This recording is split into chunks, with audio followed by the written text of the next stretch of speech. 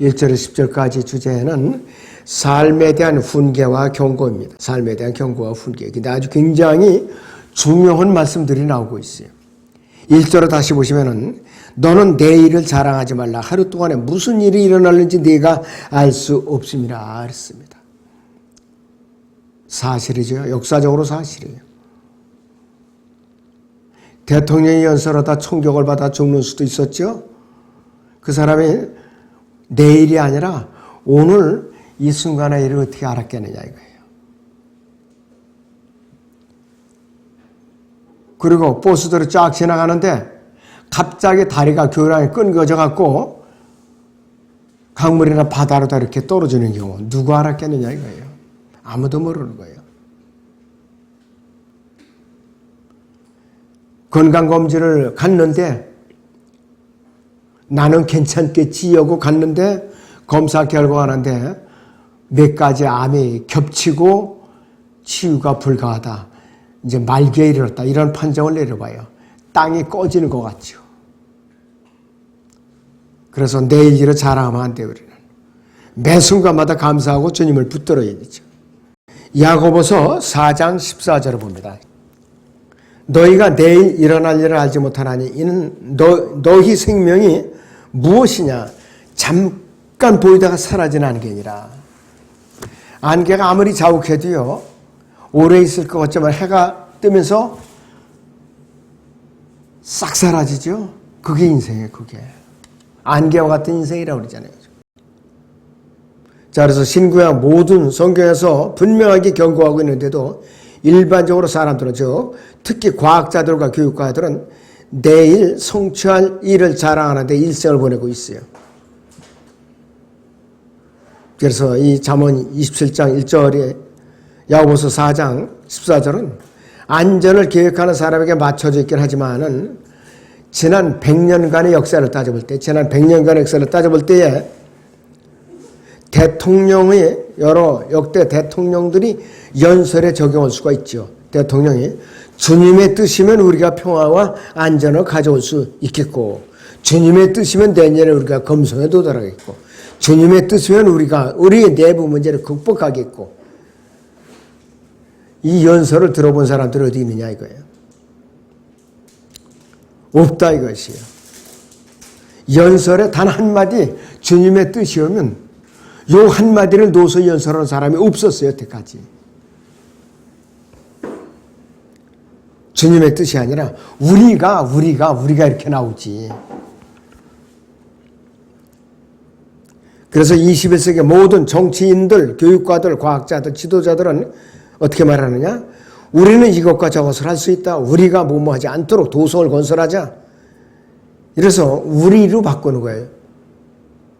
주님의 뜻이 온 대신에 우리로 바꾸는 거예요. 그래서 이 라오디게아 교회 시대에서 하나님의 권리는 없어요. 문 밖에 서서 두드리노라 그랬죠. 내가 문을 열면 들어가려는데 문을 꽉 잠그고 주님을 내쫓은 교회가 바로 이 시대예요. 이 시대의 큰 교회들이요. 출석 인원수는 줄어들고 나이는 자꾸 늙어가고 교인들이 고령화가 돼가 있는 거예요. 젊은이들이 없어요. 몸으로 섬길 사람들이 없기 때문에 교회들이 지금 위기에 닥쳤다. 어떻게 하면 유튜브에 그런 것까지 나오더라고요. 건물을 유지하는 건 누가 어떻게 할 것이며 육신적으로 움직여서 봉사할 건 누가 할 것이며 이게 지금 심각한 위기에 도달해 있어요. 자, 1800년대 대다수의 설교자들은 기술이 진보로 사람들이 마음속에서 그리스도께서 통치하심으로써 새하늘과 새 땅이 1900년대에 어떻게 나타날 것인가에 대해서 이야기를 했어요. 그들에게는 분명히 예수 그리스도의 증거가 없었어요. 만약 있었다면은 그러한 꿈을 꾸지는 않았을 거라 이것이요. 1900년대는 반대로 로켓 과학자들과 우주비행사들은 우주에 사람들이 살게 될 21세기에 대해서 얘기를 했어요. 대신한 거예요. 과학을 대신한 거예요. 그들에게 진리가 이제 계시되고 있는 것이죠. 하나님의 달력에서 그 일은 6번째 날에 일어날 것이에요.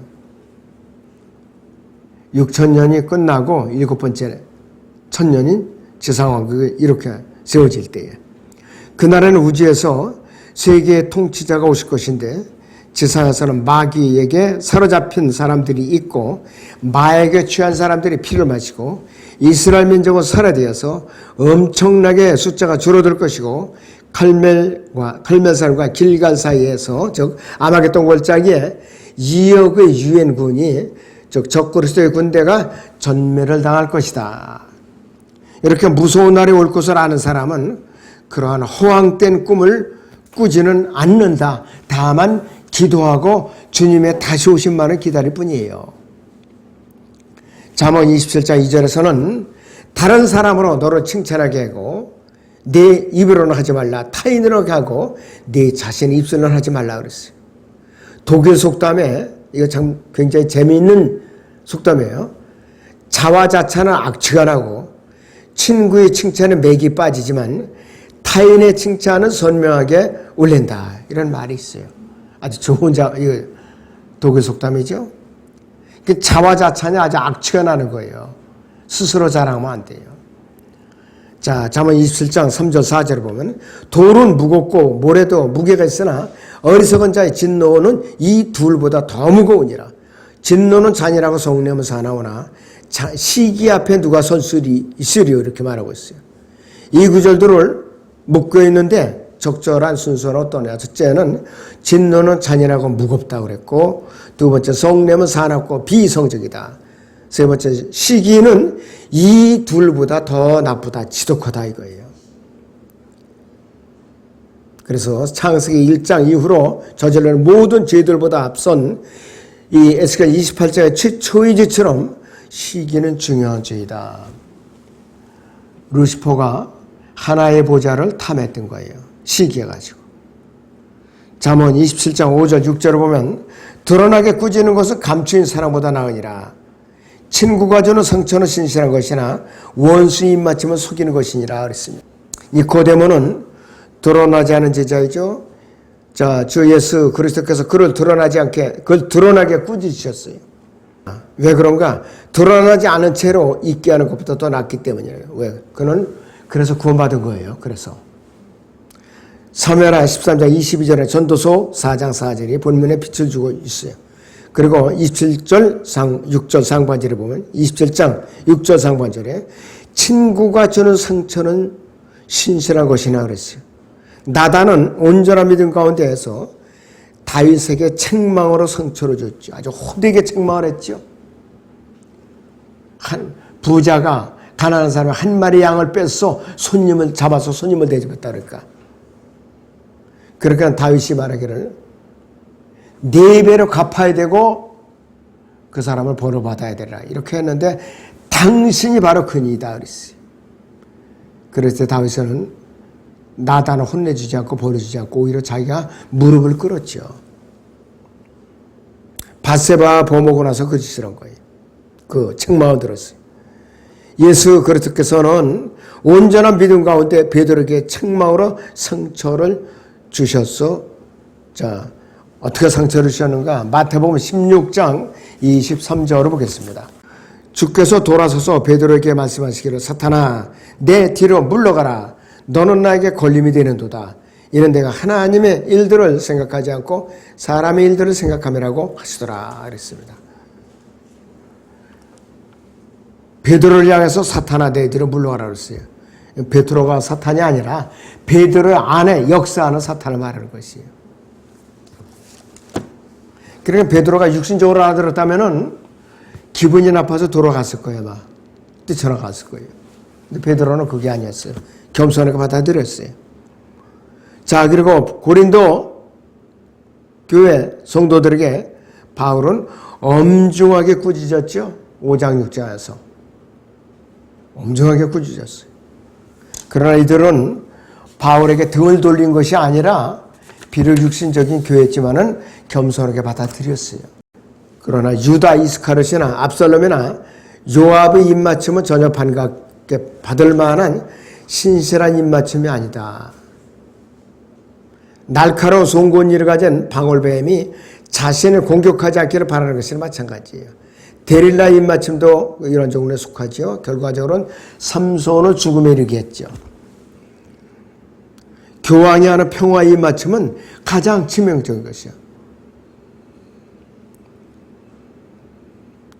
제가 기억하기로 우리나라는 교황 요한 바오로 2세인가요? 그 당시에 1984년인가? 그때 왔죠. 김포공항이 국제공항 했을 때에. 내리자마자 김포공항 아스팔트에다 입맞춤을 했어요. 이건 뭐냐? 대한민국 땅은 이제 내 거다 이 뜻이에요. 그때 정부에서는 일단 거부를 했어요. 근데 불교계에서 송사를 시킨 거예요. 불교계에서. 불교계가. 불교계도 로마 카톨릭하고 뭐냐? 한통속이라 이거예요. 그러나서 두 번 또 왔죠. 한 번 더 왔죠.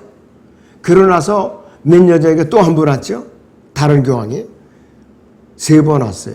그러니까 우리나라 로마 카톨릭으로 묶어놓는 완성 작업을 하러 왔던 거예요. 그러니까 정의구현 사재단이 항상 정부의 반대편에서 일하고 있잖아요. 공개적으로 반대하고 대통령을 탄핵해야 된다 그러고 이런 짓을 하고 있어요. 잠언 27장 6절에서 ASV 아메리칸 스탠다드 버전 1902년에 나오고 가장 어리석은 본문 중 하나로 볼 수 있는데 자 적의 입맞춤은 풍부하다 이렇게 번역을 했어요. 이러한 오역은 진리를 왜곡시키는 것보다 더 나쁘다 이거예요. 거짓말을 가르치기 때문에 그렇죠. 그래서 풍부하게 입맞추는 것은 고사하고 전혀 입맞추지 않는 원수들도 있어요. 헤롯이나 빌라도가 주 예수 그리스도께 입맞췄다는 얘기가 있는가? 전혀 없죠. 그래서 ASV는 이 본문은 혼란만을 가져오고 있어요. 이 경우에 구절의 히브리어 아타르라는 히브리어는 더 명확한 것 대신 더 정확하게 번역되었는데 분별력 있는 학생이라면은 풍부한이로 프로퓨즈 풍부한이 결코 아타르가 아니다는 것. 히브리 마사라 본문의 뜻이 아니라 이것이에요. 본문에서 요구하는 것은 신실한의 반대말인데 극소수의 좀처럼 보면 않는의 반대말인데 이 풍부한 이것이요 요구하는 것이 아니고 이 구절에서는 다른 것보다도 평이하고 성식적이고 문맥에 충실하고 신실하며 본문에 충실한 단어인 속이는 이라는 말이에요. 아타라는 말이 속이는 이라는 말이에요.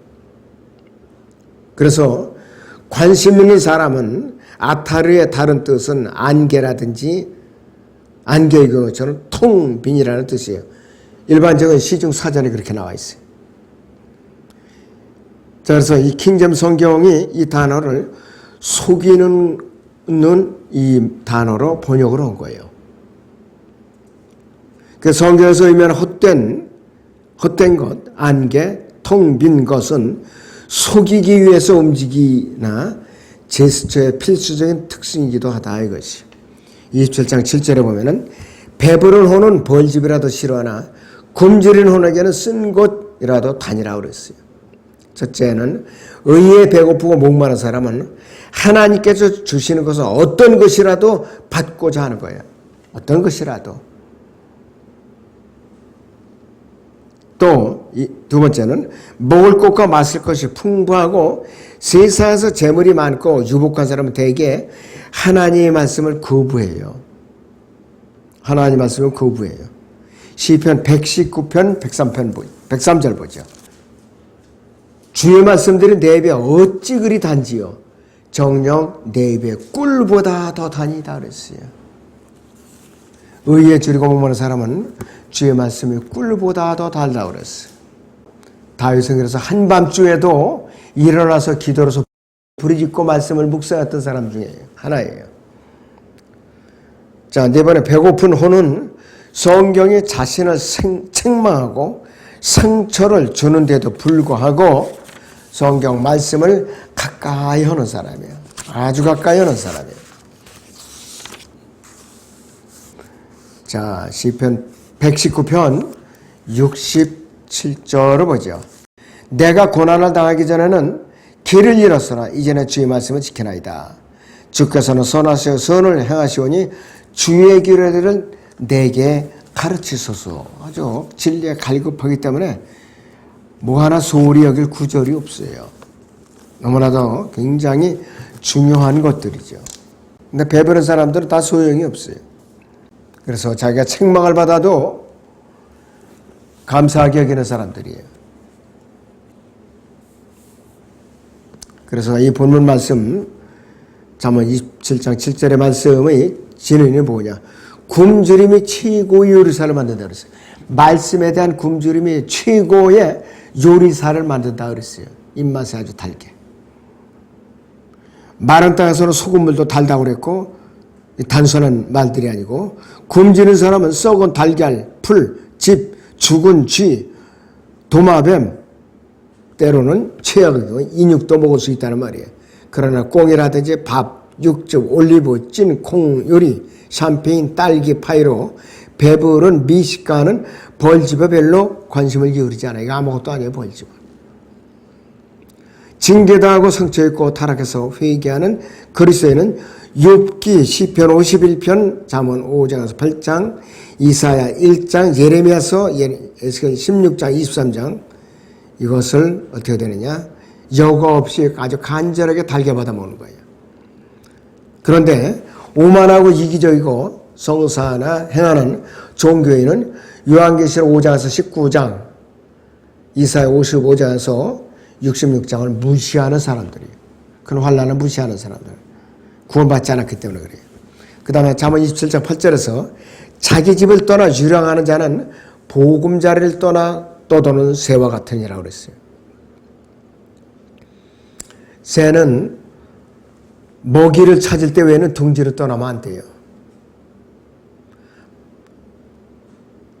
방황해서 안 된다 이것이요. 사람도 일을 할 때 외에는 자기 거처에 있어야 돼요. 또 돌아다녀서는 안 돼요. 함이 그랬죠. 아브라함은 방황하도록 부름을 받은 것이 아니라 칼데오에서 부름을 받은 것이 아니라 정착하도록 부름을 받은 거예요. 바울을 비롯한 모든 선교사들은 돌아다니라고 부름받은 것이 아니라 임무를 수행하라고 부름을 받았죠. 방황한다는 것은 뭐냐? 정해진 거주지가 없고 확고한 목표도 목적지도 없는 것을 방황한다는 뜻이에요. 카인은 도피자와 유랑자인데 반해서 성도들은 순례자와 타국인이에요. 카인은 방황했지만 성도들은 잠시 체류하는 것을 이 땅에 체류자. 정해진 장소를 떠나 방황하는 것은 구원받지 않은 사람들에게 생각할 때는 아주 큰 야망이고 도전적인 거절로 보이죠. 그러한 행동에 대해서 변명하는 것은 땅 위에는 화평을, 사람들에게는 호의를 이렇게 외치면서 이들의 행동을 한다 이것이요. 그리고 이 시대에는 남자들은 여성이 되려고 애쓰고 여자들은 남성이 되려고 애쓰고 성인들은 아이들처럼 행동하려고 애를 쓰고 아이들은 성인들처럼 행동하려고 애를 쓰고 백인은 자신들이 흑인이 체하고 흑인은 하얗게 되고자 하며 검성의 지구인이 살기를 원하고 다 검성인은 이거 지구로 내려오기를 원하고 여자들은 바지를 입고 남자들은 치마를 입고 성경이 만화에 등장하고 새로운 성서들은 만화책이 되어버린 것이 세상은 이것을 통합이라고 부르는데 하나님께서도 이런 현상에 대해서 타락이요 누르리라고 말씀하시는 거예요. 성경이 자꾸 동화식으로 해갖고 만화가 돼갖고 변질되는 거 있죠. 이거 조심해야 돼요. 아주 안 좋은 거예요. 잠언 27장 9절 10절 보면은 기름과 향수는 마음을 즐겁게 하며 친구의 간절한 충고의 달콤함도 그러하니라. 네 친구와 네 아버지 친구를 버리지 말며 네 재난의 날에 형제의 집으로 들어가지 말라. 가까운 이웃이 먼 형제보다 나으니라 그랬어요. 기름과 향수는 달콤한 향기를 바라고 있죠.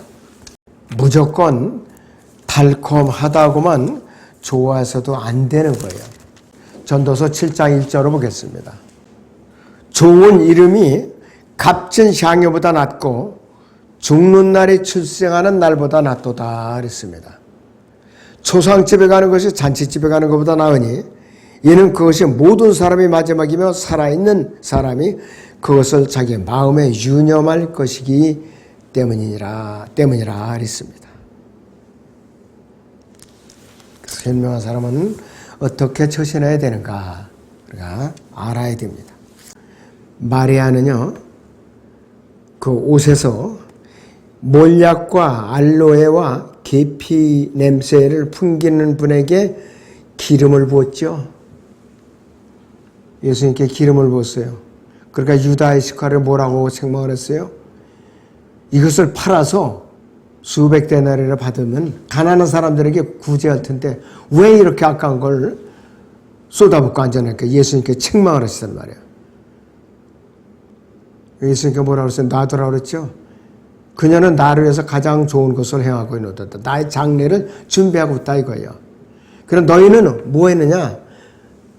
이 집에 들어올 때 나에게 발 씻을 물도 주지 않았다 이거예요. 근데 이 여인이 누구예요? 마리아의 언니 마르다예요, 바로. 자, 그래서 몰약과 알로에와 계피 냄새를 풍기는 분에게 기름을 쏟은 것으로 인해서 마리아의 이름이, 마르다 이름이, 그 이름이 기름 향기보다 더 오래 지속되고 있는 거예요. 성경에까지 기록됐잖아요. 그래서. 기쁨의 기름은 기름과 향수가 아니지만 성령을 나타내는 성령을. 하나님께 창세기 8장 21절과 고린도 후서 2장 15절에 달콤한 향기에 기뻐하시는 것처럼 사람은 자신의 친구가 진심으로 해주는 달콤한 충고에 기뻐하죠. 27장 10절에서 네 친구와 그랬죠. 네 친구. 서면하 9장 6절 7절이나 열왕기상 5장 1절, 열왕기상 12장 6절 8절, 역대기하 24장 17절 18절에 나오는데요. 여호야다가 죽은 후 유다의 고관들이 와서 왕에게 엎드려 절하니 왕이 그들에게 경청한지라. 이에 그들이 조상의 주 하나님의 전을 떠나 아세라들과 우상들을 섬겼으니 그들의 이 죄로 인하여 유다와 예루살렘에 진노가 임하였더라 그랬어요. 잘못된 것을 받아들인 거예요.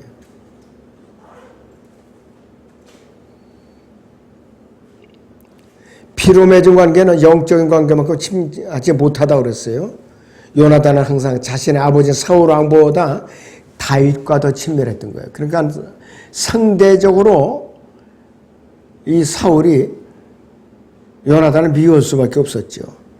심지어는 죽이려고 창으로 던졌는데 벽에 꽂히고 빗나가 버렸죠. 그래서 이 잠언 27장 10절에 네 친구와 영적인 의미를 말하는 것이죠.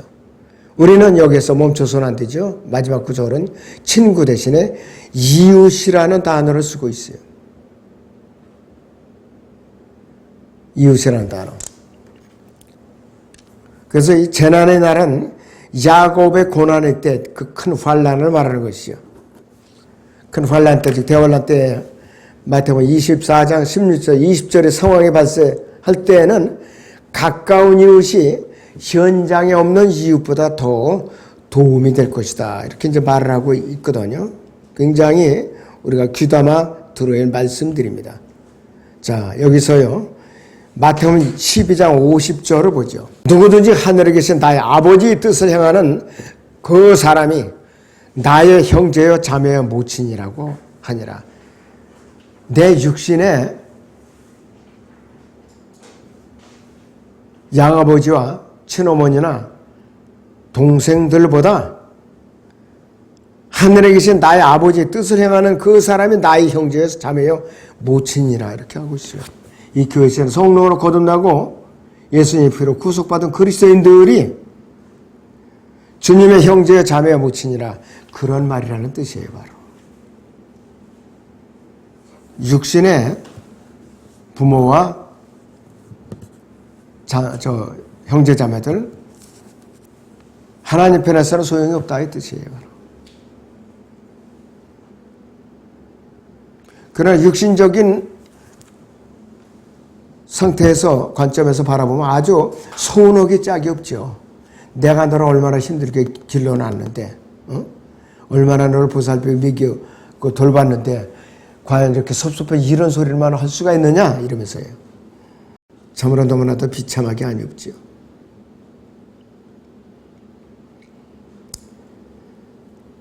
자, 이 큰 환난 때 어떤 상황이 발생하는가? 마태복음 24장을 봅니다. 16절에서 20절을 보죠. 15절부터 봅니다. 그러므로 너희가 선지자 다니엘을 통하여 말씀하신 멸망에 가증한 것이 거룩한 곳에 선 것을 보리니 읽는 자는 깨달으라. 이 거룩한 곳은 성전이에요. 그 성전을 말하는 것이에요. 그때 유대에 있는 자들은 산들로 도망하라. 지붕 위에 있는 사람은 집 안에 있는 물건을 가지러 내려가지 말고 들에 있는 사람은 자기 옷을 가지러 돌아가지 말라. 그 날들에는 아이를 뵌 자들과 젖먹이는 자들에게 화 있으리라. 너희는 피난하는 일이 겨울이나 안식일에 일어나지 않도록 기도하라 그랬습니다.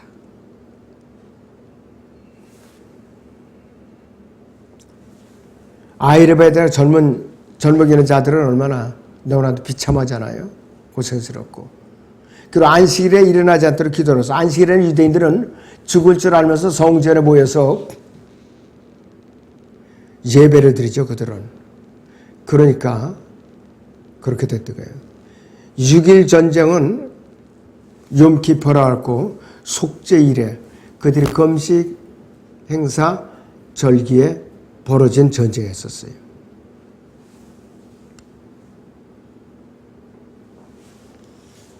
너무나도 끔찍한 일이 아닐 수가 없어요.